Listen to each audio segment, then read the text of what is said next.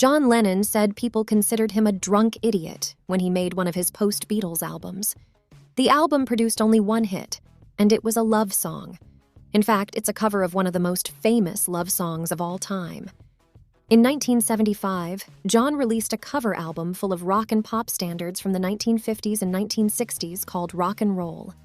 It is his only record to include an entire cover.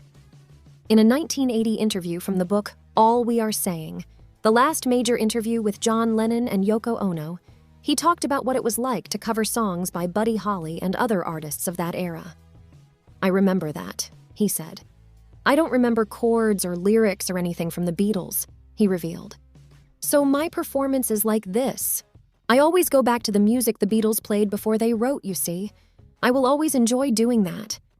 The Imagine singer opened up about how he felt when Rock and Roll was released. "There was a lot of like, oh, John should have had something to say," he said. "I found myself drawn into this business. I think because of the way I conducted myself in public that people are used to judging my lifestyle, not my music. So no one really listens to this album," he said. "It was like, this drunk idiot set a record, ha ha ha.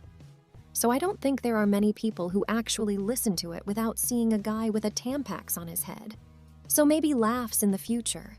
If I forget how to do it and I just hear it, it's not that bad. Rock and Roll becomes a modest success in the United States.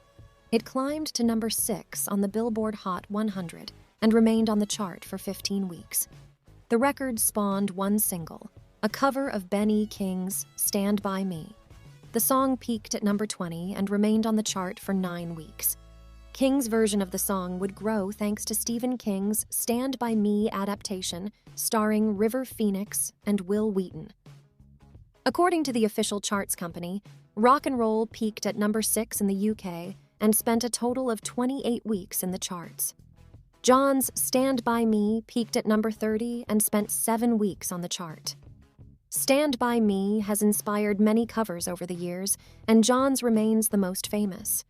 Considering this is a love song and John hasn't released many love songs as singles, it stands out in his catalog of hits. Rock and Roll was a successful album despite John's poor public relations when he released it.